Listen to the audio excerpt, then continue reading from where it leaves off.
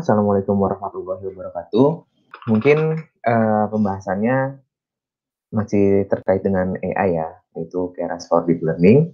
Bersama saya Ruslan Fikri dari tim Data Science bisa AI. Keras for Deep Learning ini, sebelum kita masuk ke lebih lanjut ke Keras, kita harus mengetahui dulu nih, Keras itu apa sih sebenarnya? Keras adalah open source dari Python library yang mudah digunakan untuk membangun neural network. The library is capable of running on top TensorFlow, Microsoft Cognitive Toolkit, Theano, and MXNet. Nah, jadi Keras ini memang library yang dipersiapkan untuk bahasa pemrograman Python dan dia running di atas TensorFlow. Jadi mungkin sebagai introduction, kalau teman-teman ingin menginstal Keras di lokal ya, di lokal laptop masing-masing itu biasanya harus install TensorFlow dulu. Kenapa? Karena backend-nya dari Keras itu adalah TensorFlow. Jadi dia running di atas TensorFlow. Nah, kenapa dia dibilang Python library for easily building neural network? Karena dengan menggunakan sintaks dari Keras itu sangat-sangat memudahkan kita untuk membangun arsitektur neural network tersebut. Mulai dari pendefinisian layernya, kemudian building deep neural networknya, building berbagai arsitektur deep learning juga lainnya seperti convolutional neural network, RNN, LSTM, dan lain sebagainya. Nah, ini sudah jauh lebih dipermudah dengan menggunakan Keras. Ini ada sedikit introduction dari kreator dari Keras. Beliau merupakan seorang Python expert lah bisa dibilang, di mana beliau ini membangun dan mendevelop Keras. Ini adalah Francis Collette yang merupakan developer dari si Keras ini. Nah, si Keras ini juga sudah support dengan penggunaan GPU maupun CPU maupun GPU. Dan dia juga disupport di Python 2 dan 3. Tapi mungkin makin kesini Python yang digunakan itu adalah versi 3 ya. Jadi mungkin Python 2 itu menurut saya sudah jarang digunakan. Kemudian untuk proses komputasinya, teman-teman nggak usah khawatir. Kalau teman-teman menganalisa atau membangun model dengan model yang cukup kompleks dan juga berat, dan teman-teman menggunakan GPU sebagai core dari processingnya, itu juga sudah disupport oleh Keras. Nah, mungkin kita mulai dengan install dan import dari Keras. Jadi karena mungkin di sini pada pembahasan siang kali ini kita lebih ngomongin tentang Keras ya. Jadi nanti akan tetap saya jelaskan tentang deep learning, cuma kita nggak akan jauh ke dan fokus ke arah deep learningnya. Tapi sebagai gambaran dasar aja yang saya sampaikan. Nah, di sini yang lebih kita bahas adalah tentang Kerasnya, sampai dengan nanti cara penggunaan Keras di Python-nya itu seperti apa, dengan melalui framework Jupyter Notebook. Untuk install Keras, cukup pip install Keras. Tapi sekali lagi, untuk teman-teman yang menggunakan Keras di lokal, di mesin lokal laptop ataupun komputer masing-masing itu, harus install TensorFlow dulu. Nah, untuk teman-teman yang menggunakan Google Colab itu nggak usah khawatir, lebih mudah sebenarnya karena di Google Colab itu udah terinstall TensorFlow dan Kerasnya. Nah, cara manggilnya itu cukup dengan kita panggil dengan sintaks import Keras. Nah, mungkin itu sedikit introduction dari Keras itu sendiri. Sekarang kita masuk ke deep learning. Deep learning adalah pendekatan metode yang dilakukan untuk berbagai macam task pada proses AI, di mana deep learning ini terinspirasi oleh metode neural network yang berkembang sebelumnya. Nah, sedangkan neural network itu sendiri, apa sih neural network? Neural network adalah sistem atau metode yang terinspirasi dari jaringan syaraf biologis, di mana eh, bahasa yang cukup familiar juga atau bahasa lainnya dari neural network mungkin bisa dibilang juga ANN atau artificial neural network, di mana pada pengembangannya ini pertama kali dikembangkan itu namanya single perceptron, di mana ANN ini dirancang dengan meniru sistem jaringan syaraf biologis. Secara matematis, ANN ibarat sebuah graf. ANN memiliki neuron sebagai vertexnya dan sinapsis sebagai edge-nya. Nah, jadi ini ada dua sudut pandang ya. Jadi kalau di deep learning, kalau di ANN ini, awal pengembangannya namanya single perceptron. Dari sudut pandang biologis, dia mengikuti jaringan syaraf yang diketahui oleh orang-orang biologi. Sedangkan untuk orang-orang yang matematik, ANN itu ibarat sebuah graf, di mana ANN ini memiliki titik dan simpul, di mana vertexnya itu adalah neuronnya dan sinapsisnya adalah edge-nya, gitu.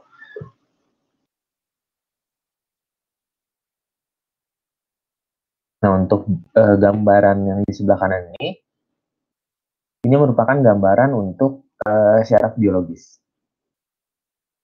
di mana data ini masuk dari layer input, kemudian di akson ini sebenarnya kalau di neural network itu terjadi proses processingnya. Di sini diproses, kemudian hasilnya outputnya apa, gitu. Itu metode yang paling awal dikembangkan.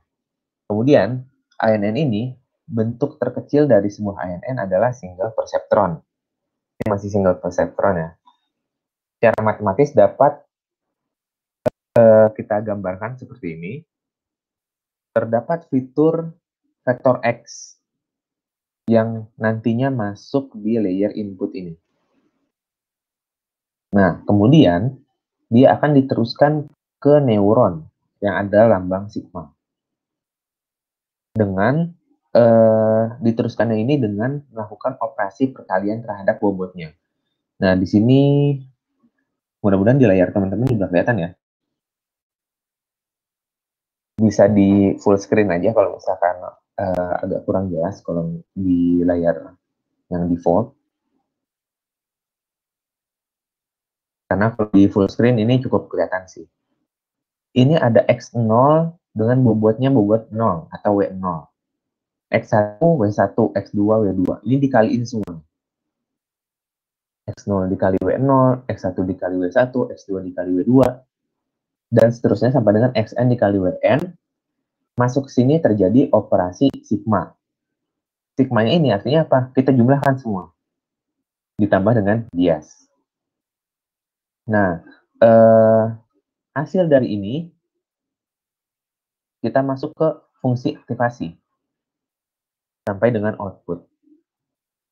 Nah, gampangnya kalau kita punya sebaris data, itu kan direpresentasikan sebagai X1, X2, sampai Xn.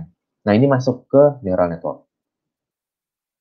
Misalkan kita mengklasifikasikan data, data seseorang terkena suatu penyakit atau tidak. Berarti kan labelnya yes atau no. Kalau misalkan labelnya yes, misalnya yes kita kasih angka, yes itu adalah 1, no itu adalah 0. Kalau misalkan datanya itu adalah orang yang terkena penyakit, labelnya angka 1, perhitungan yang ada di dalam sini, semuanya haruslah keluarannya 1. Itu konsep dari artificial neural network, di mana cara perhitungannya dengan meniru konsep jaringan biologis, di dalamnya terdapat proses matematiknya, dan outputnya harus sesuai. Nah, di dalamnya itu nanti terjadi penyesuaian, yaitu penyesuaian di bobot. Jadi kalau X-nya ini nggak boleh kita ubah, yang boleh kita ubah adalah bobot. Dalam konteks ini dan juga bias. Nah, untuk fungsi aktivasi nanti akan kita bahas selanjutnya. Beberapa fungsi aktivasi secara dasar sampai dengan nanti keluar outputnya. Hasil dari perhitungan ini kan nanti keluar outputnya. Nah, itu diharapkan outputnya sesuai dengan data yang ada. Kalau outputnya 0 ya keluarnya 0, outputnya 1 keluarnya 1. Gitu. Nah, di sebelah kiri ini mungkin sedikit teorinya ya. Tapi secara umum seperti yang tadi saya jelaskan. Jadi di sini perkalian antara input dan juga synapse weight itu adalah bobotnya si W ini, W0, W1, W2 sampai dengan Wn. Setelah munculnya metode single layer perceptron atau single perceptron tadi, setelah itu seiring dengan perkembangan dari data itu sendiri yang mungkin semakin banyak dan juga semakin kompleks, sepertinya single perceptron ini dirasa udah kurang powerful untuk menganalisis dan mengolah data yang ada. Maka dikembangkanlah metode selanjutnya yang masih berkenaan dengan neural network dan diberi nama multilayer perceptron. Kenapa diberi nama multilayer perceptron? Karena pada MLP ini sudah dikenal yang namanya hidden layer. MLP itu sendiri juga dikenal sebagai feed forward neural network. MLP secara literal memiliki beberapa layer. Secara umum ada 3 layer, input, hidden, sama output. Nah, input ini menerima input tanpa melakukan operasi apapun. Kemudian nilai input akan diteruskan ke hidden layer, dan hidden layer akan meneruskan ke layer output. Prosesnya sama seperti tadi. Jadi ada input layer, masuk ke neuron selanjutnya, dia akan terjadi proses perkalian dengan bobotnya. Hanya saja pada multilayer perceptron ini di awal pengembangannya itu dia memiliki 3 unsur layer. 1 input, yang kedua hidden, yang ketiga output. Jadi hiddennya cuma ada 1 di sini. Nah, tentunya yang ada banyak di sini pengembangan dari single perceptron yang tadi itu adalah bobotnya. Kalau tadi bobotnya di sini ada X1, bobotnya berarti di sini W1 kalau misalkan di contoh yang single perceptron tadi. Nah, kalau di sini kan dia menuju ke banyak neuron ya. Jadi W1 aja tidak bisa atau tidak cukup untuk menggambarkan indeks dari bobotnya si X1. Jadi kita bisa bilang di sini indeksnya akan lebih banyak karena dia menuju beberapa neuron yang lebih banyak, dan juga bobotnya tentunya otomatis akan jadi semakin banyak juga. Bisa kita bilang dari sini ke sini itu W11, ini W12 yang bawahnya, yang ke bawahnya lagi W13, dan yang ke bawahnya lagi W14. Hal ini juga terjadi di bobot pada input kedua, pada X2. Di sini ada W21, W22, W23, W24. Nah, yang ketiga W31, W32, W33, W34. Kayak gitu. Nah, prosesnya tapi masih tetap sama. Jadi dari input dikali dengan bobot, input kali bobot. Nah, di tiap neuron ini itu terjadi proses sigma juga. Dari semua yang masuk ke sini itu dijumlahkan. Yang masuk ke sini adalah W11, W21, dan W31. Masuk ke sini dijumlahkan. Diteruskan ke layer output, itu dikalikan dengan bobotnya lagi. Misalkan tadi nama hurufnya itu W. Di sini misalkan L. Ada L11, L12. L21, L22, L2, L31, L32, L41, L42 gitu. Nah, ini di input dari sini kan dijumlahkan kan tadi. Itu jadi nilai baru yang kemudian dikalikan dengan bobotnya lagi sampai dengan output layer. Nah, di output layer ini dijumlahkan juga dari hasil hidden layer H1, H2, H3, H4 dikali dengan L-nya. Nanti dikalikan dengan bobotnya yang di sini. Kayak gitu. Nah, ini terjadi terus di setiap perhitungan di dalam sini sampai dengan output yang diinginkan. Kalau outputnya angka 1, ya di sini keluarnya harus angka 1. Kalau outputnya angka 0, keluar di sini harus angka 0. Itu yang disesuaikan nanti sama komputer. Gitu. Yang disesuaikan apanya? Yaitu nilai bobotnya. Nah, itu gambaran secara umum. Karena nantinya kita akan masuk, ini masih banyak nih materinya, karena kita akan masuk ke penggunaan kerasnya ya. Jadi mungkin deep learning-nya yang saya jelaskan mungkin nggak terlalu dalam. Secara umum seperti itu. Proses dari input layer sampai dengan output itu namanya feed forward. Hanya si MLP ini udah dikenal nih dia sebagai feed forward neural network. Nah, untuk update bobot yang nanti mungkin akan terlihat ya pada prosesnya, update bobot di sini menggunakan algoritma yang namanya backpropagation. Untuk apa? Untuk memperbaharui parameter synapse weight atau si bobot itu secara bertahap dari output ke input. Karena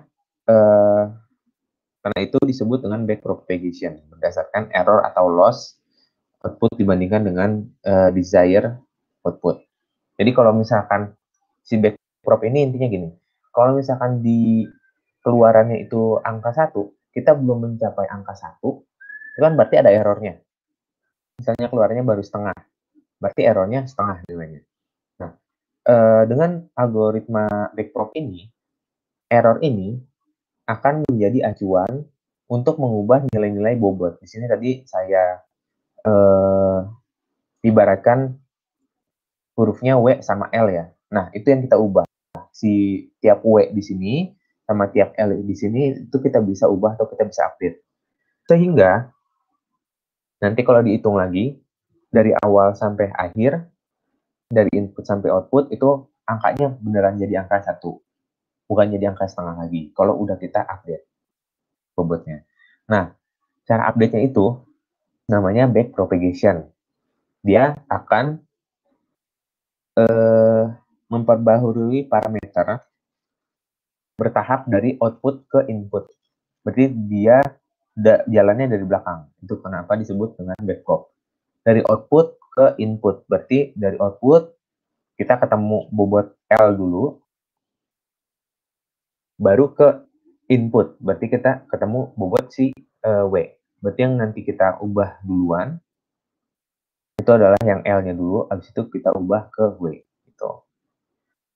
Nah, itu cara kerja dari MLP. Mungkin karena di sini stopnya penjelasannya ini nggak terlalu dalam ya untuk di deep learning, terus skopnya juga untuk teman-teman yang mungkin bisa jadi sekiranya baru mulai mempelajari deep learning dan mau mencoba dengan keras, itu nggak perlu khawatir kalau misalkan belum memahami sepenuhnya tentang backprop, karena nantinya pada prakteknya untuk update bobot di sini yang menghitung dan yang melakukan itu adalah komputer. Kita lanjut dulu. Setelah MLP,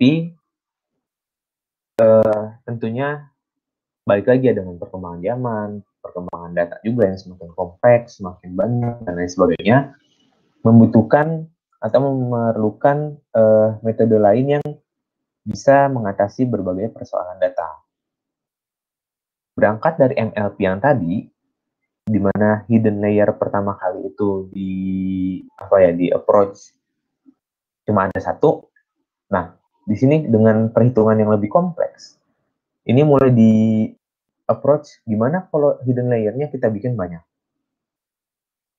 Nah, hidden layer yang banyak ini kita sebut dengan deep neural network. Di deep neural network atau yang biasa disebut dengan DNN, ini merupakan artificial neural network yang memiliki banyak layer. Pada umumnya, deep neural network memiliki lebih dari 3 layer, yaitu input layer, output layer, dan hidden layer sebanyak N.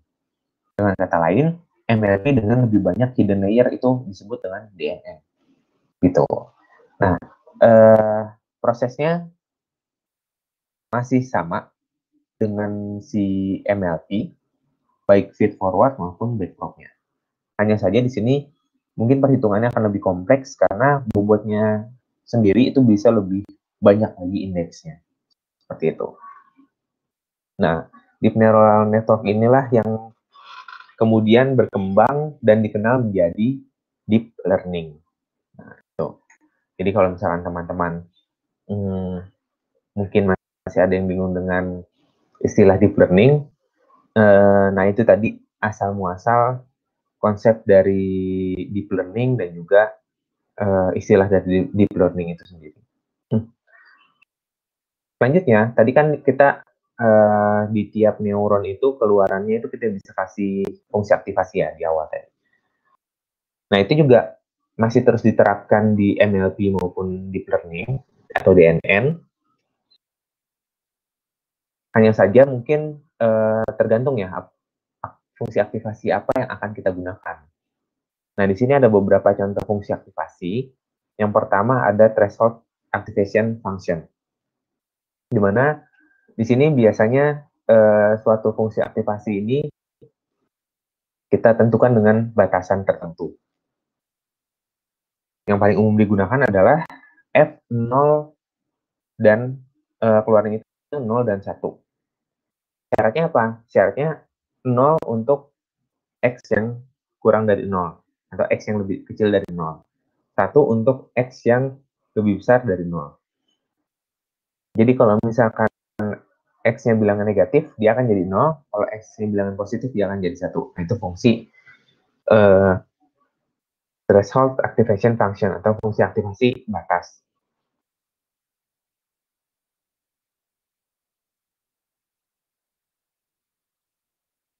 Nah, mungkin untuk teman-teman yang baru mengenal juga ya untuk fungsi aktivasi, sebenarnya apa sih gunanya kita menggunakan fungsi aktivasi ini?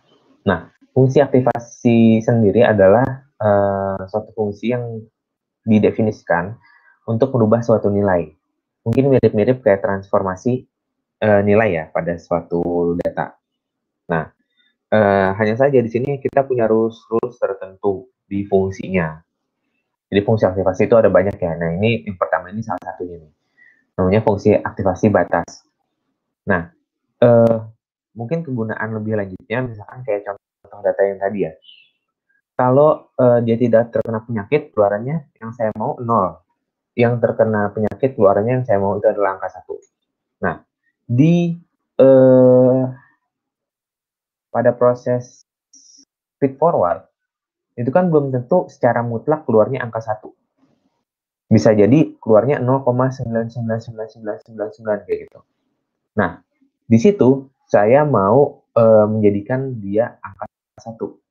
Mungkin bisa fungsi aktivasi ini yang saya gunakan. Jadi kalau berapapun nilainya, kalau hasil operasi matematiknya itu adalah nilai positif, maka dia jadi angka 1.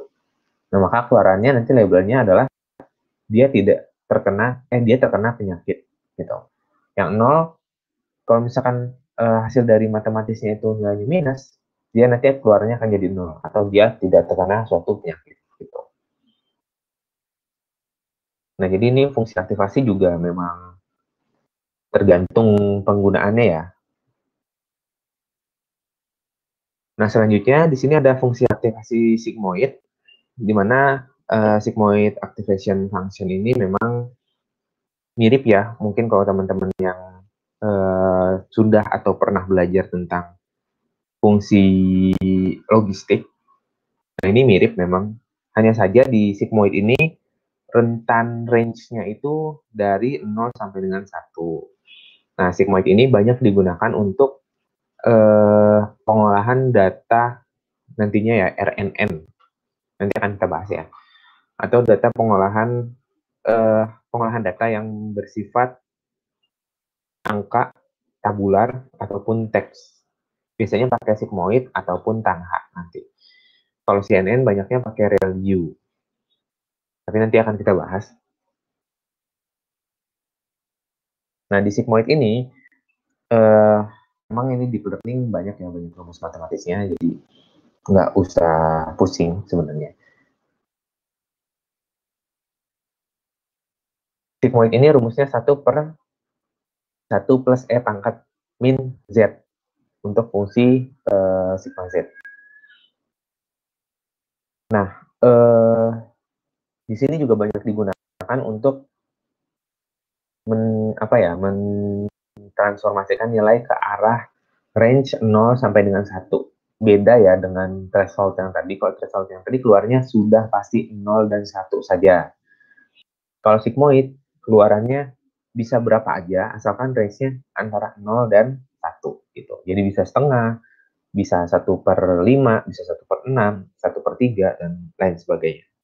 Nah, selanjutnya ada tangen hiperbolik atau tanha function. Di mana di sini keluaran dari tanha ini minus 1 sampai dengan angka 1. Nah, sigmoid dan tanha ini banyak digunakan pada pengolahan data teks biasanya ya, kalau di deep learning. Atau data berupa angka tabular, di tabular itu juga bisa sih sebenarnya.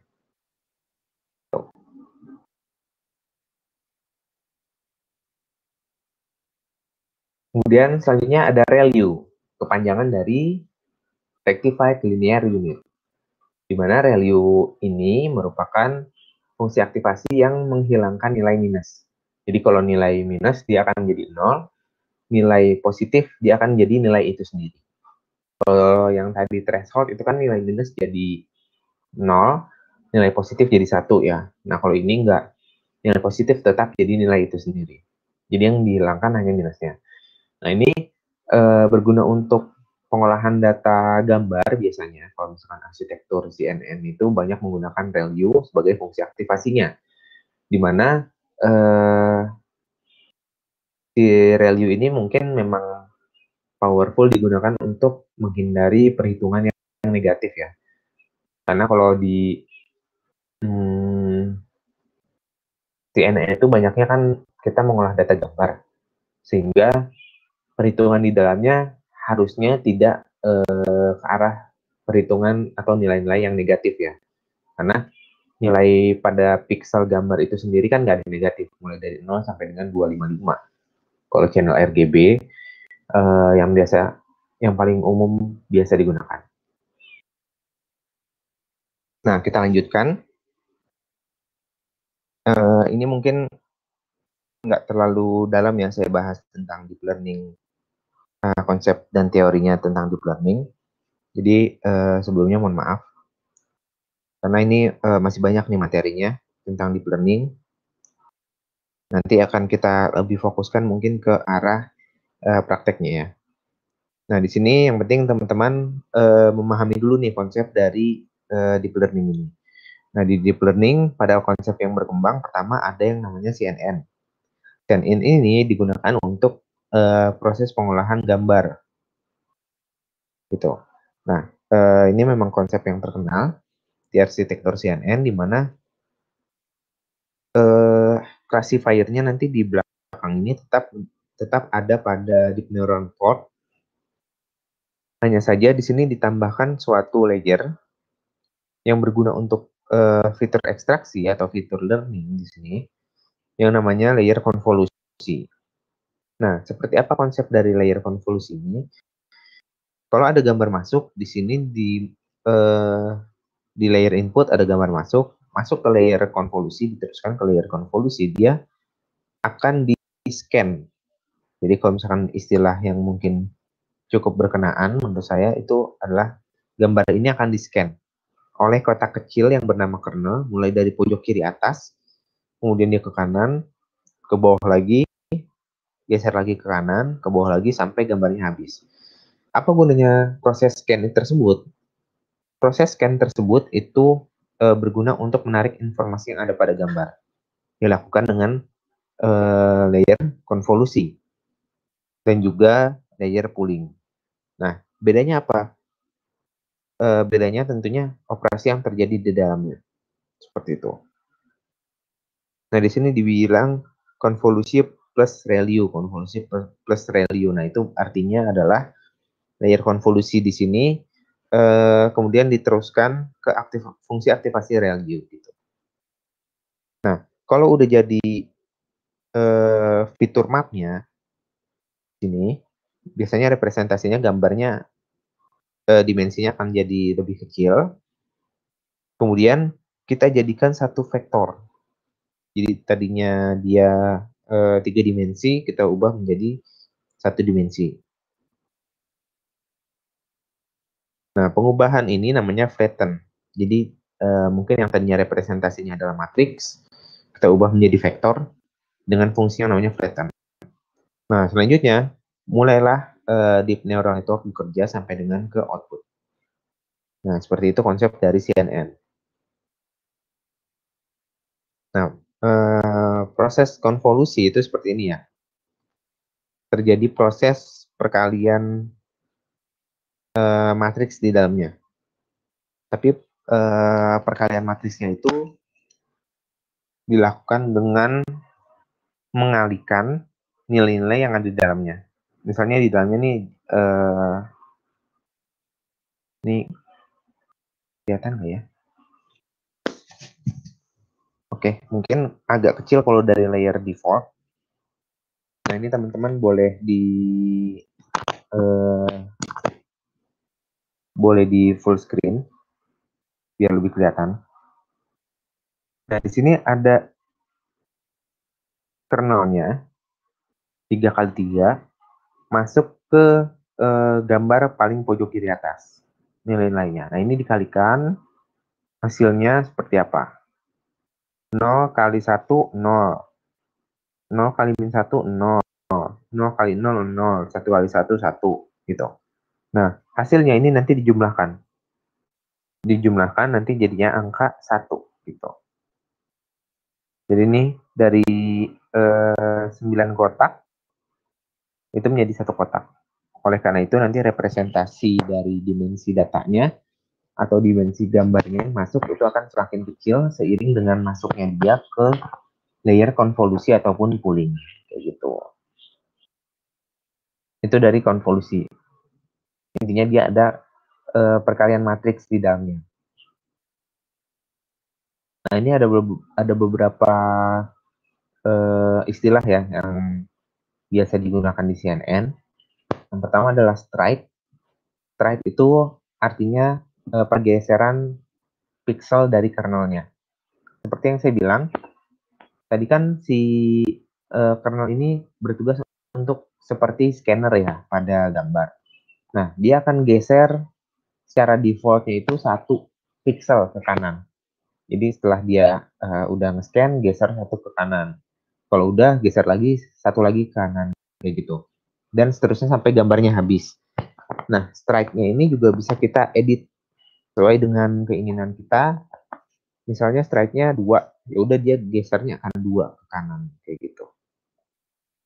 Itu yang namanya strike. Nah, selanjutnya ada pooling layer. Di mana di sini yang dicontohkan adalah max pooling. Perbedaan dari layer konvolusi adalah dia tidak terjadi perhitungan matriks di dalamnya ya. Perkalian matriks di dalamnya tidak terjadi. Dia hanya mengikuti dengan aturan yang ada. Misalkan di sini max pooling. Nah, berarti dia nyari nilai yang maksimum. Di sini ada contohnya ya, ada pixel 4 kali 4, di mana di sini akan dilakukan max pooling dengan kernel 2 kali 2. Nah, untuk part yang pertama, itu kan ada 1, 1, 5, 6. Keluarannya apa? Keluarannya 6. Kenapa? Karena dari 4 kotak yang menjadi yang kena di kernel ini, itu yang paling maksimum adalah 6. Makanya 6 yang keluar. Nah, kemudian geser ke sampingnya. Geser ke sampingnya bukan 1 kotak, tapi geser ke samping yang tidak melalui overlapping. Atau nggak ada yang double. Nggak ada yang ketimpa 2 kali. Gitu. Jadi langsung ke sampingnya geser 2. 2, 4, 7, 8, yang paling besar 8. 3, 2, kalau udah ke bawah. 3, 2, 1, 2, yang paling besar 3. 1, 0, 3, 4, yang paling besar 4. Nah, makanya jadi dari 4 kali 4 pixel ini, cuma jadi 2x2 pixel gitu. Makanya jadi lebih kecil lagi. Nah, selanjutnya ada yang namanya padding atau zero padding, adalah parameter yang menentukan jumlah pixel berisi nilai 0 yang akan ditambahkan di setiap sisi dari input. Jadi kalau misalkan kita nambahin padding, kalau misalkan ini aja deh pakai ini. Kalau misalkan kita tambahkan padding sebanyak 1 pixel, berarti di sekitar gambar yang kita punya nih, yang tadinya segini aja, berarti di sekeliling ini kita tambahkan 1 pixel di sekeliling gambar kita yang berisi dengan nilai 0 pada tiap pixelnya. Gunanya apa? Gunanya untuk men-scan nilai-nilai yang ada pada pixel kita. Contohnya gini, kalau misalkan saya gunakan kernel 3x3, ini kan berarti di gambar ini cuma yang kena itu 112 sampai dengan 321. Segini ya. Nah, kalau udah, dia harusnya nggak overlapping kan kalau misalkan kita pooling layer, dia harusnya ke samping sini. Nah, ini nggak akan kena nih, karena nggak memenuhi 3x3, dia langsung ke bawah gitu. Nah, dengan menggunakan ini, dengan menggunakan padding, kita bisa mengcover itu. Misalnya saya gunakan paddingnya sebanyak berapa gitu, yang sesuai dengan kernelnya, sehingga nanti nilai yang di sini itu kena semua sama kernelnya, nggak ada yang kelewat gitu. Nah, ini padding ini berguna untuk ukuran gambar yang apa ya, yang nggak sesuai dengan kernelnya.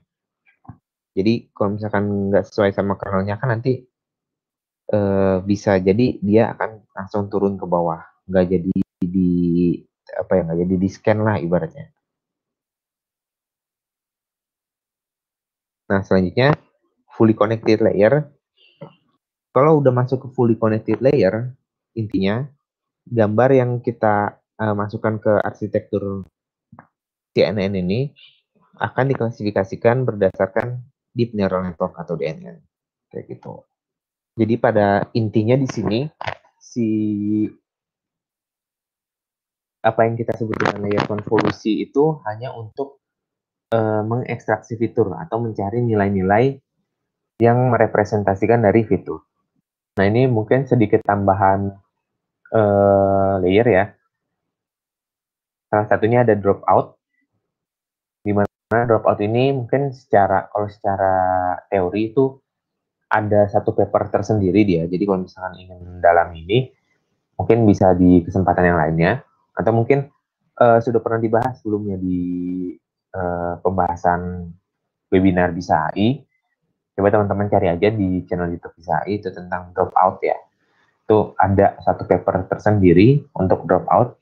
Yang intinya dropout ini memang sering digunakan nih sekarang untuk menghindari atau mencegah terjadinya overfitting. Nah, selanjutnya kita masuk ke arsitektur lain dari neural network yang namanya RNN. RNN itu recurrent neural network atau juga dikenal dengan RNN adalah sebuah kelas dari neural network yang mengizinkan output sebelumnya digunakan untuk output selanjutnya ketika berada di hidden state. Maksudnya apa? Nah, ini biasanya digunakan pada, bukan biasanya sih, banyak digunakan pada pengolahan data teks.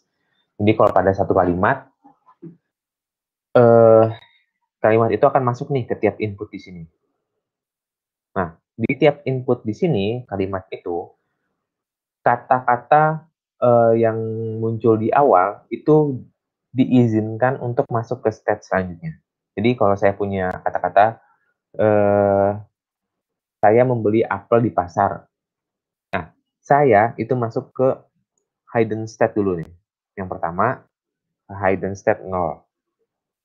Kemudian, hidden state ini akan diteruskan ke hidden state 1.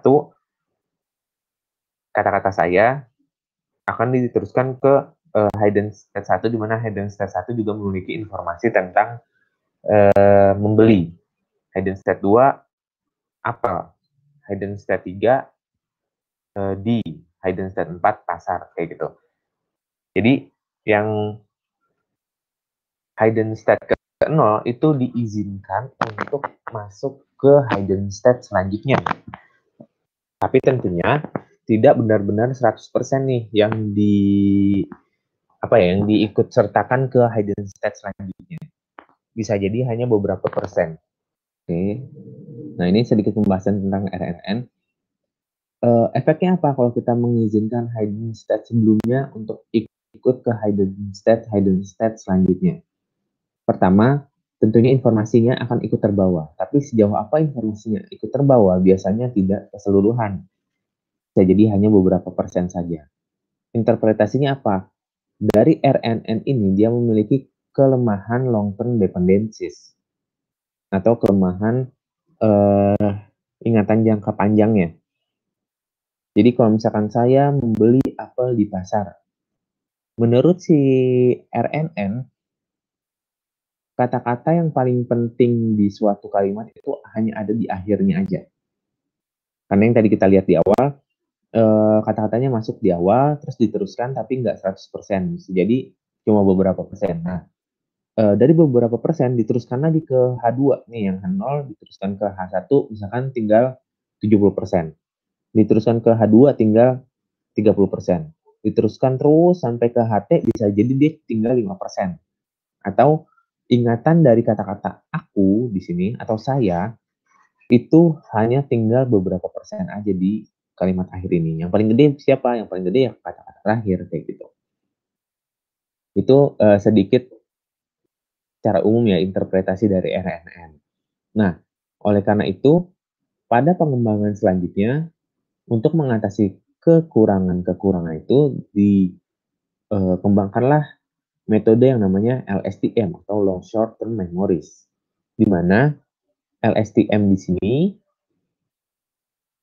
adalah modifikasi dari RNN. LSTM mampu menyelesaikan masalah long term memory yang ada pada RNN. Nah, yang tadi saya sebutkan long term memory dependencies itu yang terjadi pada RNN mampu diselesaikan dengan LSTM. Kenapa? Pertanyaannya.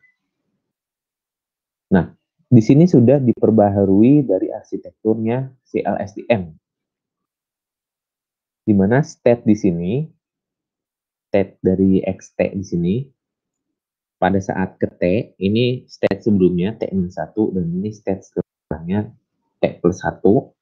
Pada saat ke T, si XT ini masuk dan melalui beberapa fungsi aktivasi. Di sini ada sigmoid, kemudian ini sigmoid juga, terus ada tanha, ini sigmoid. Masuk ke sini. Oke. Nah, di sini ada layer-layer yang namanya forget layer. Tugasnya apa? Tugasnya untuk untuk menentukan apakah informasi yang sebelumnya ada itu diteruskan atau tidak. Itu yang pertama, secara learningnya. Kemudian keunggulan dari LST ini, kalau kita backprop itu langsung tadi kan kalau misalkan kita bisa bilang si RNN kenapa bisa terjadi kelemahan long term memory, karena kalau kita lakukan backprop sendiri pun itu kita jarang atau sulit untuk masuk ke state awal. Jadi mungkin ini bisa balik lagi dulu. Nah, kalau misalkan secara feed forward itu kan terus ya ke kanan. Tergantung dari H-nya itu berapa nanti. Nah, tapi kalau kita lakukan backprop, kita update bobotnya yang di sini. Update informasinya dulu yang di sini. Kemudian balik lagi ke sini. Balik lagi ke sini. Dan kadang atau seringnya itu sulit untuk mencapai atau mengupdate bobot yang di awal ini. Gitu. Sulit untuk mencapai perbaikan di awal. Oleh karena itu, di sini diperbaiki di LSTM. Kalau kita lakukan backprop, itu langsung balik ke atas. Jadi nggak melalui fungsi aktivasi yang ini. gitu. Jadi ibaratnya backprop dari LSTM juga sudah dimodifikasi lagi, sudah diperbaiki juga agar update bobotnya itu bisa sampai dengan state yang di awal gitu. Jadi bisa secara keseluruhan di-update bobot dengan baik sesuai dengan informasi yang ada. Nah, mungkin itu secara umum konsep deep learning yang berkembang ya. Ada CNN, kemudian RNN, dan pengembangan dari RNN yaitu LSTM. Di mana penggunaannya juga beda-beda ya. CNN itu biasanya terkenal penggunaannya untuk data gambar. Kalau RNN dan LSTM terkenal untuk data teks. Nah, library yang digunakan itu ada PyTorch, Keras, TensorFlow, OpenCV, NumPy, dan lain sebagainya. Hanya saja di sini framework untuk deep learning-nya nanti akan kita bahas lebih lanjut, yaitu tentang Keras. Nah, di sini ada sedikit beberapa penerapan deep learning. Pertama ada image classification, di mana representasi dari suatu gambar itu adalah angka. Nah, angka-angka di sini yang nantinya kita akan olah dengan menggunakan deep learning. Metode yang paling sering kita gunakan di sini adalah convolutional neural network. Jadi nanti ada klasifikasinya bisa kayak gini. Kalau misalkan kita mau keluarkan langsung kelasnya, berarti kita pilih yang paling tinggi. Diprediksi dari model kita bahwa gambar ini adalah gambar kucing. Gitu. Nah, selanjutnya ada object detection. Ini bisa dari gambar ataupun video. Sebenarnya sama aja ya. Karena video itu kan gambar yang bergerak. Gambar yang dijalankan dari frame ke frame terhadap waktunya. Gitu. Nah, hanya saja di object detection, kalau diklasifikasikan kita cuma masukin gambar, keluar label. Nah, kalau di sini kita tahu label-label mana saja yang ada di gambar ini dan posisinya di mana. Nah, terus dikotakin sama dia. Gitu. Itu untuk object detection. Selanjutnya untuk speech recognition. Nah, di sini ada yang namanya spektrogram. Nah, di sini akan dikenali juga nih sama metode deep learning, sehingga nanti dikenali gambarnya, sehingga nanti kita tahu nih pengenalan speech-nya itu gimana. Mungkin misalkan terkait dengan emosi ya. Kalau gambarnya kayak gini dari spektrogramnya sesuai dengan apa ya, frekuensi bicaranya, apakah dia kalau gambarnya kayak gini marah, ataukah dia sedih, ataukah dia seneng, dan lain sebagainya gitu. Itu juga bisa dikenali. Selanjutnya ada image captioning. Nah, ini mungkin gabungan antara pengenalan gambar dan juga teks ya. Jadi ini konsepnya adalah kita berikan input gambar. Inputnya cuma gambar. Nanti outputnya komputer bisa menjelaskan atau mendeskripsikan gambar tersebut. Jadi ini bukan kita yang nulis ya. Tulisan-tulisan di sini bukan kita yang nulis. Ini adalah keluaran dari si komputer. Jadi sudah sampai bisa mendeskripsikan seperti ini nih, komputer atau model yang kita buat. Man in black shirt is playing guitar. Laki-laki dengan baju hitam sedang bermain gitar. Dia bisa mendeskripsikan, komputer bisa mendeskripsikan sampai sedetail itu. Ini tentunya dengan data dan apa ya, dan proses yang memadai ya. Tapi intinya bisa kita lakukan seperti ini deskripsinya. Sudah sampai selengkap itu. Ini namanya image captioning. Selanjutnya, disease detection atau pendeteksian penyakit. Nah, ini juga apalagi sekarang di masa pandemi seperti ini, banyak nih yang bermunculan. Mendeteksi penyakit, gitu kan, bukan cuma COVID, tapi penyakit yang lain-lain juga dengan menggunakan metode deep learning. Kenapa? Karena memang secara teori dan juga implementasi programming ini memungkinkan untuk melakukan ini. Tapi pada prakteknya mungkin pendeteksian penyakit ini hanya berguna untuk proses rekomendasi aja, rekomendasi keputusan. Tujuannya untuk memudahkan pekerjaan expertise medik atau dokter gitu. Jadi dokter nggak perlu menobservasi sendiri secara keseluruhan, tapi bisa dibantu dengan mesin. Kemudian mesin tersebut mengeluarkan rekomendasi apakah seseorang terindikasi suatu penyakit atau tidak gitu. Tapi keputusannya tentu ada pada dokter tersebut, keputusannya masih ada pada dokter dengan observasi-observasi yang dilakukan secara kualitatif tenaga medis gitu. Nah, ini kan observasi yang dilakukan secara algoritmik ya dari pemrograman. Selanjutnya ada chatbot. Jadi chatbot di sini bisa jadi kita melakukan tanya jawab atau melakukan percakapan. Itu bukan orang yang balas, tapi sudah komputer. Nah, ini model yang kita buat di sini adalah model dari biasanya data percakapan. Kalau mau bisa tanya jawab, ya datanya harus tanya jawab gitu. Tapi model yang digunakan yaitu model yang berbasis teks biasanya. Salah satunya si LSTM itu. Nah, selanjutnya sentimen analisis. Nah, ini juga umum ya digunakan, apalagi kalau misalkan teman-teman ini meneliti di berbagai kasus terkenal ataupun di beberapa waktu ketika mungkin terjadi pemilu, pilkada, dan lain sebagainya. Nah, ini banyak yang berpendapat kan orang-orang di sosial media. Nah, ini yang paling sering digunakan adalah kita ambil datanya, kemudian kita lihat sentimen orang-orang tersebut. Apakah positif, netral, ataukah negatif. Itu yang paling umum.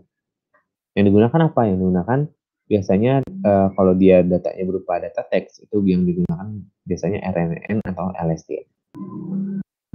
Oke, itu saja yang dapat saya sampaikan. Kurang lebihnya mohon maaf. Nanti kita masuk ke sesi implementasi ya pada Python. Nah, untuk info lebih lanjut mungkin teman-teman bisa cari juga teori-teori lebih lanjutnya, karena udah ada banyak yang dibahas juga dari YouTube bisa AI ataupun info-info lainnya teman-teman bisa ikuti di Instagram. Kemudian kita juga sering dan rutin update di LinkedIn. Oke. Mungkin itu saja. Adakah triks atau tips untuk mengatasi overfit CNN dengan dataset yang kecil? Mungkin kurang dari 10.000 data seperti ini. Oke, mungkin sebelum masuk ke ini ya, saya akan jawab dulu pertanyaan yang masuk dari YouTube ya. Untuk mengurangi atau mencegah overfit, itu biasanya bisa dilakukan dengan, ini salah satunya aja ya. Jadi untuk overfit sebenarnya dia multifaktor ya. Jadi bisa dari berbagai macam faktor terjadi overfit dan berbagai macam faktor juga yang bisa kita lakukan untuk mengatasinya. Mungkin kalau dari pre-processing datanya, pertama bisa kita siapkan data dengan kualitas yang cukup baik, bisa dari resolusi, ukuran gambar, dan lain sebagainya. Selanjutnya, kita bisa menyiapkan data yang beragam harusnya. Jadi walaupun menurut saya 10.000 data atau kurang dari 10.000 itu tergantung case-nya sih sebenarnya. Tapi bisa jadi sudah bisa harusnya untuk memenuhi kebutuhan misalkan klasifikasi gitu. Nah, tapi yang perlu digarisbawahi di sini adalah penyiapan datanya itu bagaimana. Pertama, kalau misalnya terjadi overfit, coba perbaiki dari kualitas datanya. Kemudian dari keragaman datanya juga. Kalau misalkan ada 10.000 data, tapi yang saya kasih itu aja. Nah, itu juga kurang bagus untuk learning modelnya. Nah, kemudian bisa dilakukan beberapa pre-processing terkait dengan data image-nya ya, karena yang dibicarakan sepertinya data gambar, dilakukan beberapa teknik image processing. Jadi tekniknya bisa dicari sendiri ya di dokumentasi OpenCV. Biasanya yang paling umum digunakan itu adalah OpenCV. Nah itu cari aja image processing dengan OpenCV. Nah itu ada apa aja yang sekiranya dibutuhkan oleh data teman-teman. Karena beda data atau beda pengolahan data itu biasanya image processing juga beda-beda gitu. Kadang mungkin kalau misalkan saya mau mengenali tulisan. Nah, untuk mengenali tulisan saya nggak butuh warnanya misalnya. Saya cuma butuh bentuknya. Nah, di sini bisa saya gunakan mungkin gambarnya itu saya ubah jadi hitam putih gitu. Atau di grayscale dan lain sebagainya. Nah, itu bisa. Nah, tapi kalau untuk kasus-kasus lain misalkan klasifikasi apa ya misalnya? Klasifikasi tingkat kematangan padi misalnya. Klasifikasi dari alur vegetatifnya padi. Jadi kan ada reproduktif, kemudian vegetatif, dan apa itu ada 3 kan kalau padi gitu. Nah itu yang dilihat preprocessingnya apa nih gitu. Kalau padi lebih ke warnanya. Nah yang ditekankan warnanya apa? Kita bisa lihat image histogramnya dengan OpenCV kita bisa lihat. Yang dominan itu pixel berwarna apa misalnya.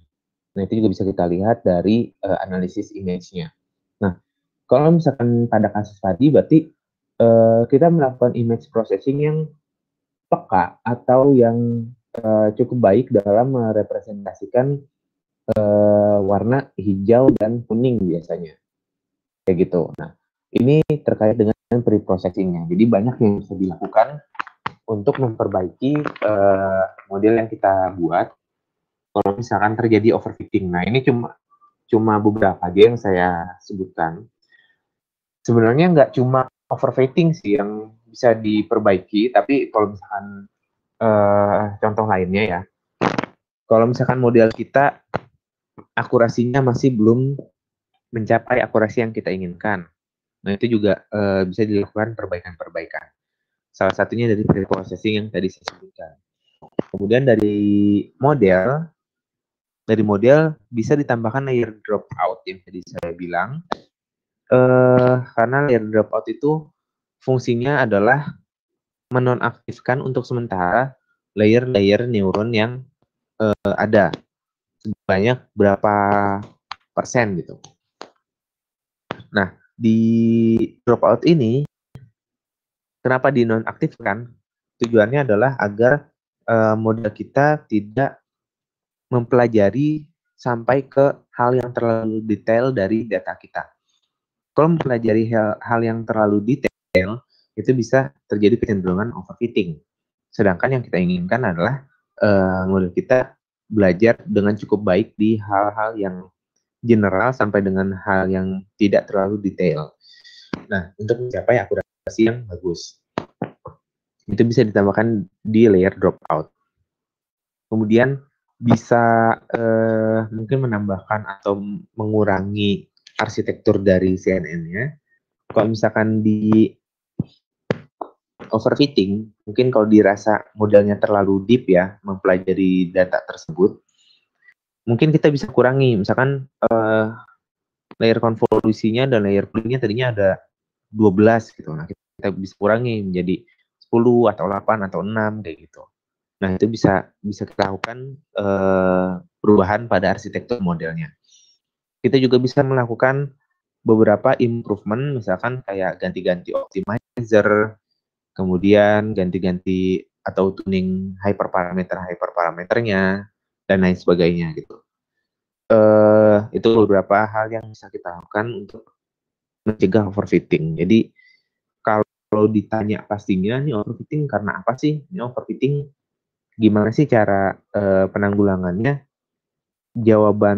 Jawabannya sih mungkin nggak terlalu spesifik ya, nggak terlalu pasti karena nggak ada acuan spesifiknya. Tapi beberapa saran yang bisa saya sebutkan itu tadi yang saya kasih beberapa tips ya di beberapa saran yang saya sebutkan tadi. Nah, oke, mungkin itu saja. Semoga menjawab ya pertanyaan dari YouTube. Selanjutnya kita masuk ke implementasi. Di sini saya menggunakan Keras untuk implementasi klasifikasi gambar. Di sini saya import dulu modul yang dibutuhkan. Nah, datanya ini saya ambil langsung dari Kerasnya aja karena kita kan lagi berbicara ya tentang Keras. Di mana di sini saya ingin menunjukkan bahwa di Keras sudah tersedia beberapa data yang bisa kita lakukan pengolahan ya di dalamnya. Jadi tinggal load data aja. Nah, di sini saya import Keras, Pandas, NumPy, Matplotlib, dan Scikit-learn. Datanya di sini namanya Fashion MNIST, di mana Fashion MNIST ini adalah data pakaian nih kayak gini. Di sini saya load dulu datanya. Nah, kemudian saya print jumlah datanya. Saya print data trainnya itu ada 60.000, data tesnya itu ada 10.000. Kemudian saya lihat shape-nya atau ukuran gambarnya. Di sini ada 28 kali 28. Berarti 28 pixel kali 28 pixel. Kemudian di sini pre-processing yang saya lakukan itu cuma ini ya. Saya merubah atau mentransformasikan nilainya dibagi dengan 255, artinya apa? Artinya saya mau mentransformasikan nilai ke arah range 0 sampai dengan 1 di tiap pixelnya, tiap nilai-nilai pixel. Nah, ini kelas name-nya ini cuma labelnya ya. Terus kelas name inverse ini nanti digunakan untuk visualisasi di confusion matrix. Nah, ini beberapa contoh data yang saya plot berdasarkan label-labelnya. Jadi di sini labelnya ada banyak ya, ada berapa nih? Ada 10 label dengan data yang sebanyak itu tadi. Nah, di sini beberapa data yang saya munculkan di sini ada sepatu, ada baju, ada sendal, ada sneakers, ada celana, ada kaos, jaket, dan lain sebagainya. Nah, di sini saya sesuaikan ya shape dari data train data testnya. Untuk apa? Untuk masuk ke model yang kita build di Keras. Karena untuk memodelkan deep learning itu ada beberapa shape yang harus kita seragamkan. Yang pertama adalah shape dari gambarnya. Kemudian nanti kita harus menyeragamkan juga shape untuk input di modelnya nih, kayak gini, 28, 28, 1. Artinya di sini 28 kali 28 untuk pixelnya, 1 itu channelnya. Makanya kayak gini. Ini kan sebenarnya bukan gambar berwarna ya. Kalau gambar berwarna yang mungkin nanti teman-teman dapatkan dari source lain gitu, ini adalah 3. 3 itu artinya gambar berwarna yang biasanya dipakai itu adalah RGB channelnya. Nah, di sini saya potong lagi dari data train, saya potong 5.000 data itu untuk data validasi. Nah, mulai dari sini nih yang ingin saya garis bawahi. Untuk penggunaan Keras, pertama labelnya itu harus kita jadikan angka dulu. Nah, untuk label yang kita jadikan angka, misalnya ada 3 label, itu kita jadikan one hot vector. Jadi isinya label pertama itu 100, label kedua 010, label ketiga 001. Nah, ini memang default default dari Kerasnya, maunya kayak gitu. Selanjutnya, input shape itu kita definisikan dulu. Jadi mau gambarnya beda-beda kayak ukurannya, itu harus di resize dulu ke ukurannya, suatu ukuran yang sama biar bisa kita tulis di sini. Di sini saya resize ke ukuran 28,1. Kalau nanti teman-teman resize-nya ke 32,3 itu langsung diganti aja di sini gitu. Nah, kemudahan pakai Keras, kita tinggal ketik sintaksnya misalkan gini. From keras.models import sequential, ini harus. Kenapa? Karena nanti kita running modelnya itu berbentuk sekuen atau terurutan. Jadi kita running modelnya dari atas ke bawah secara terurut kayak gini. Ini sequential itu lebih ke arah kayak semacam wadahnya untuk membuat suatu keterurutan atau sekuen. Nah, from keras.layer import convolutional 2D, max pooling 2D, dropout pattern dense. Ini adalah layer yang kita input dari Keras. Jadi kita nggak perlu mendefinisikan fungsi-fungsi di dalamnya ya, kayak misalkan perkalian vektornya, penjumlahan vektornya, atau perkalian matriks, penjumlahan matriks, kemudian definisi nilai maksimumnya, dan lain-lain itu nggak perlu. Karena di Keras sudah tersedia. Nah, untuk membangun modelnya, kita buat dulu modelnya itu sebuah sekuensial. Nah, bagaimana arsitektur membuat arsitektur yang kita inginkan? Kita tinggal menambahkan layer-layernya aja di dalamnya sesuai dengan yang kita inginkan. Di sini saya tambahkan konvolusi dulu pertama. Kernelnya berapa, aktivasinya apa, input shape-nya gimana. Nah, ini bisa teman-teman ganti-ganti sesuai dengan yang teman-teman ingin coba gitu. Kernelnya bisa diubah, kemudian aktivasinya nih bisa diubah, sigmoid, tanha, itu jalan kok. Gitu. Dan ini bisa menjadi salah satu bisa menjadi salah satu kontribusi teman-teman kalau misalkan ingin mengimprove model gitu. Terus saya lakukan max pooling. Setelah dilakukan konvolusi, saya lakukan max pooling, kemudian di drop out. Kemudian saya lakukan flatten, yaitu mengubah dari matriks menjadi vektor yang tadi ya.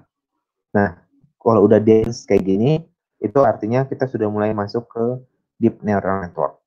Jadi kalau udah dense itu udah masuk ke network untuk proses klasifikasi. Nah, yang perlu diingat juga di sini, untuk dense itu kan sampai akhir nanti kita bisa tambahin dense-nya bisa berapa aja ya. Hanya saja di sini karakteristiknya, dense yang paling terakhir itu harus selalu berisi dengan jumlahan dari labelnya. Di sini labelnya kan ada 10. Nah, keluaran dari dense ini haruslah 10. Jadi angka yang di sini saya tulis 10.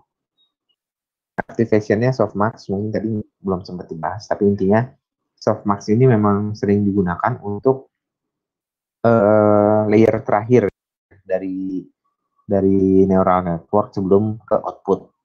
Gunanya apa? Gunanya untuk membantu mengklasifikasikan data, mengarahkan data ke label, ke probability tertinggi dari label data tersebut gitu. Itu dari softmax. Nah, untuk melihat summary-nya dari label yang kita buat, model yang kita buat, itu nggak perlu repot-repot juga karena di sini sudah disediakan fungsi summary dari model kita, sehingga nanti kita udah bisa disajikan secara langsung model.summary. Langsung disajikan sama Keras, layernya ada apa aja, output shape-nya gimana. Jadi kan kalau tadi kita lihat untuk konvolusi dan pooling itu kan secara umum pixelnya atau dimensi dari gambarnya itu kan semakin mengecil ya. Kita nggak perlu repot-repot lagi kita hitung karena di sini sudah tersedia perhitungannya dibantu dengan komputer. Kemudian parameternya juga udah dihitungin ada berapa, sehingga bisa kita lihat di sini total parameternya itu ada ratusan ribu ya. Nah ini tidak heran menjadi sesuatu yang sulit ya untuk dihitung atau kompleks.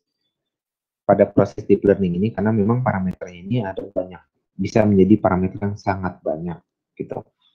Oleh karena itu hitungan persis di dalamnya itu nggak mungkin di otak manusia bisa menjangkaunya satu persatu secara detail kayak gitu, perhitungan di dalamnya, karena ini sangat kompleks dengan total parameter yang sampai ratusan ribu kayak gini. Oleh karena itu banyak juga yang menyebut deep learning ini dengan black box gitu. Nah, setelah itu kita compile modelnya dengan loss functionnya di sini untuk klasifikasi dengan banyak label ya, itu bisa menggunakan categorical cross entropy. Tapi kalau misalkan untuk klasifikasi yang cuma 2 label, itu compile-nya bisa menggunakan binary cross entropy gitu. Optimizer-nya Adam, tapi teman-teman bisa lihat di dokumentasi Keras itu ada apa aja optimizer-nya, ada banyak, ada STD, ada delta dan lain sebagainya. Nah, tinggal dicoba-coba aja karena bisa jadi beda optimizer itu hasilnya juga berbeda. Bisa jadi lebih bagus atau mungkin bisa jadi menurun. Metrik yang saya gunakan di sini akurasi seperti biasa karena kasusnya adalah klasifikasi. Nah, di sini terjadi iterasi. Di mana iterasi di sini namanya epoch. Saya gunakan epoch 30 kali. Epoch belum 30 kali, secara default dia belum berhenti kecuali ada aturan-aturan khusus yang kita tambahkan. Di mana tiap sekali epoch selesai, dia akan melakukan backup dan update bobot. Kalau udah selesai, update bobot lagi. Kalau udah selesai, update bobot lagi. Kemudian dikeluarin akurasinya, baik dari data trend maupun data validasinya.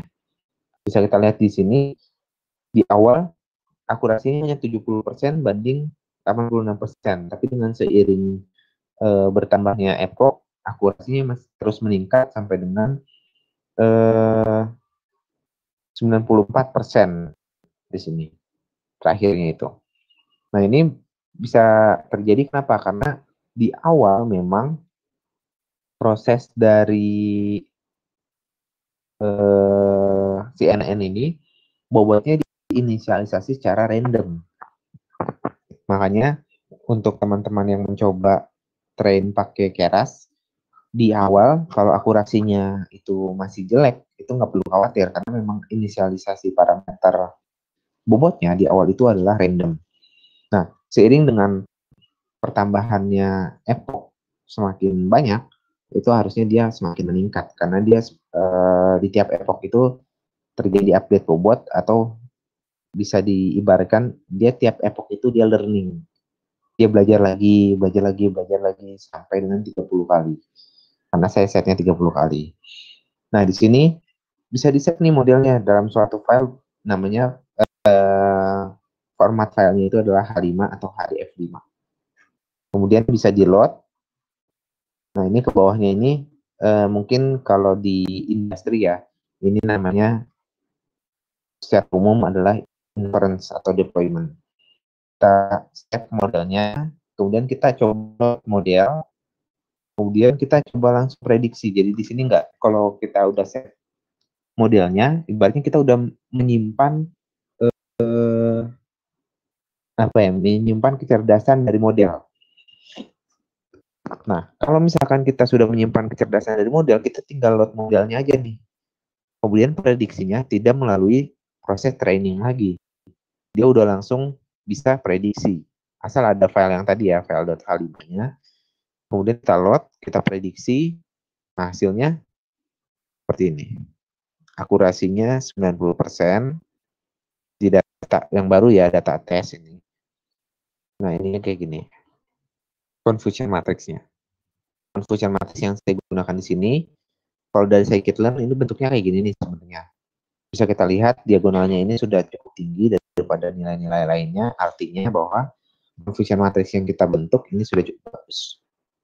Nah, untuk visualisasi lebih bagusnya lagi, pakai warna, ini pakai library yang namanya Seaborn, kayak gitu. Nah, kita lanjut dulu ya. Jadi, silakan aja kalau ada pertanyaan. Nanti akan saya jawab sekalian, karena di sini masih ada satu pembahasan lagi yang ingin saya jelaskan. Itu tadi saya jabarkan sedikit tentang convolutional neural network menggunakan Keras. Nah, sekarang di sini saya coba mengolah data teksnya. Seperti biasa yang saya gunakan itu adalah Keras ya, dengan dibantu juga Pandas, NumPy, dan Matplotlib. Dari Keras juga ada data teks dari review IMDb. Jadi ini review movie dan nanti ada labelnya itu 1 dan 0, yaitu positif dan negatif. Nah, di sini kalau saya load datanya, sebenarnya lebih banyak ya datanya ya. Cuma saya load aja sekian. Kemudian di sini saya coba print data pertama, itu udah langsung bentuk angka. Karena di sini sudah divektorisasi nih sama si dataset Kerasnya. Tapi kalau mau lihat kata-katanya juga bisa sebenarnya. Kalau mau lihat kata-katanya nih, kita tinggal inverse aja. Di sini adalah kata-katanya, ada the, and, full, involving. Ini ada kata-katanya. Kalau kita improve, ini ada banyak ya, ada people, ada time, very, gitu. Cuma hanya saja kata-kata di sini bukan lagi berbentuk suatu kalimat, karena di sini sudah ditokenisasi ya. Nah, labelnya itu 1. Jadi kata-katanya ini labelnya positif gitu. Ini untuk data pertama nih yang saya ambil. Data ke-6. Data ke-7 ya beda lagi nanti gitu. Nah, selanjutnya ini singkat aja sih, sebenarnya nggak terlalu rumit. Saya definisikan maksimum word-nya untuk di padding dulu. Oh ya, sebelumnya mungkin di sini sebagai info, model yang saya gunakan itu LSTM. Sebelum masuk ke model, datanya itu harus dilakukan padding sequence dulu untuk membuat fitur dari teks yang ada. Kemudian dilakukan word embedding. Di sini di modelnya kita mulai dengan word embedding. Terus vocabulary-nya berapa? Tadi kan kita udah set 5.000 ya. Ini harus di generalisasi dulu vocabulary-nya berapa. Kemudian embedding size dan inputnya berapa. Nah, inputnya tadi dari padding-nya. Nah, keluaran dari LSTM itu nanti ada 100 shape-nya. Nanti akan di dense, di sini udah jadi neural network ya. Orangnya 1. 1 kenapa 1? Karena dia binary kan. Cuma 0 dan 1. Aktivasinya sigmoid. Nah, kalau kita lihat summary-nya, dia total parameternya ada 200 ribuan. Loss function-nya, karena dia binary, kita pakai binary cross entropy. Optimizer-nya Adam, metriknya akurasi. Kita lakukan epoch sebanyak 10 kali, base size-nya 64. Nah, setelah 10 kali, hasilnya adalah 86%. Di mana di sini model predict ya, di sini model predict classes. Jadi kalau di Keras, kalau kita pakai model predict aja, itu hasil dari prediksinya si Keras 0, misalnya di sini kan ada dua label. Kalau saya labelnya prediksinya angka 1, itu bukan benar-benar angka 1, tapi kayak tadi yang gambar kucing itu, berapa persen dia gambar kucing, berapa persen dia gambar gelas, berapa persen dia gambar orang, dan lain sebagainya. Nah, di sini keluarannya nanti bisa jadi di sini bentuknya desimal. Misalkan keluaran data pertama itu hasilnya 0. Nah, ini kenapa jadi 0 untuk predik classes? Kalau kita predik doang, ini hasilnya bukan 0, tapi mungkin angka ya. Misalnya 0,92. Berarti dia 92% memprediksi negatif dan 8%-nya memprediksi positif gitu. Nah, kalau untuk memunculkan langsung ke labelnya itu kita lakukan syntax predict classes gitu kalau di Keras. Nah, kalau memunculkan confusion matrix dan classification report itu balik lagi, misalnya saya paling mudah menggunakan scikit-learn, tapi di Keras juga ada sih sebenarnya. Di sini confusion matrixnya juga cukup tinggi ya untuk dinilai di diagonalnya. Hanya saja mungkin kalau untuk improving bisa ini nih, yang di samping bisa lebih dikurangi untuk mencapai akurasi yang lebih bagus. Nah, selanjutnya ini untuk pakai Seaborn, ini hasil confusion matrixnya gitu. Baik, mungkin itu saja yang dapat saya sampaikan untuk praktiknya. Boleh ditunggu beberapa menit untuk pertanyaan yang masuk. Kalau misalkan dari teman-teman ada yang ingin didiskusikan atau ditanyakan. Baik, terima kasih Mas Nadi untuk soalnya. Nah, selanjutnya di sini dari teman-teman di YouTube ada yang bertanya lagi tentang dataset dari Hafiz Irfani. Batas minimal yang diperbolehkan untuk dataset apakah sama untuk semua kasus deep learning? Mungkin bisa langsung dijawab oleh Mas Rusli. Oke. Sebelumnya terima kasih atas pertanyaannya. Sebenarnya kalau misalkan kita berbicara tentang deep learning, ini ada beberapa ketentuan yang sebenarnya dia tuh nggak ada ukuran batasnya. Yang pertama terkait dengan data, yang kedua yang paling umum ditanyakan ya, yang sejauh ini saya ketahui. Pertama tentang ukuran data dan yang kedua tentang banyaknya epoch atau iterasi.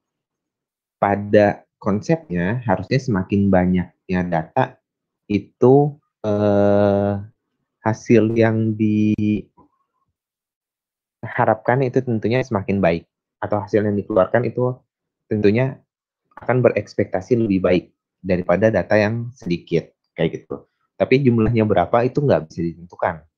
Semakin banyak seharusnya semakin baik. Tapi balik lagi tergantung banyak hal. Pertama dari kualitas datanya, dari keragaman datanya, dari apalagi ya, dari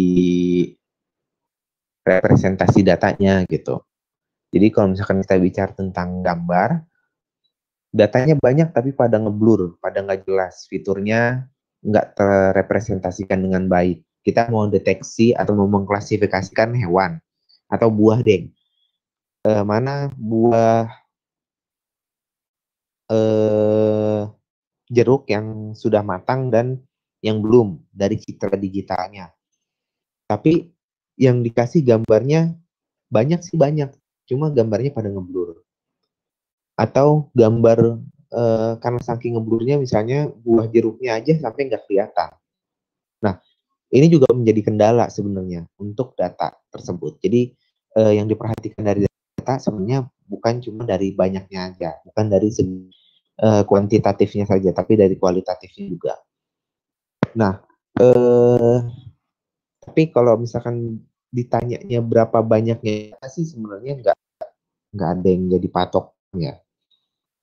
Kadang saya ngolah data yang gambar itu cuma ratusan aja datanya, hasil modelnya juga sudah cukup oke gitu untuk beberapa kasus. Tapi kadang di kasus-kasus lain data yang sampai ribuan aja itu masih harus ditambahin lagi. Nah ini tergantung banyak hal, makanya saya bilang. Tapi yang coba kita lakukan biasanya sih coba aja cari sebanyak-banyaknya data, tapi data-data tersebut itu kalau bisa kualitasnya yang baik juga. Jadi kita kedepankan dari segi kualitas dan kuantitasnya. Kalau yang blur tergantung sih blurnya separah apa. Kalau memang data-data yang tidak layak atau tidak tidak memungkinkan untuk kita masukkan ke model, ya itu nggak usah diikut sertakan. Jadi kalau untuk data berapanya itu nggak ada ukurannya sih kalau menurut saya. Jadi saya nggak bisa nyebutin nominal berapa banyak datanya. Begitu juga dengan data teks. Kalau saya ambil data teks, misalnya ada 1.000 data menjadi model yang cukup bagus, bisa nggak? Ya bisa-bisa aja gitu. Nah, untuk data teks yang apakah dengan 10.000 data itu modelnya akan semakin bagus?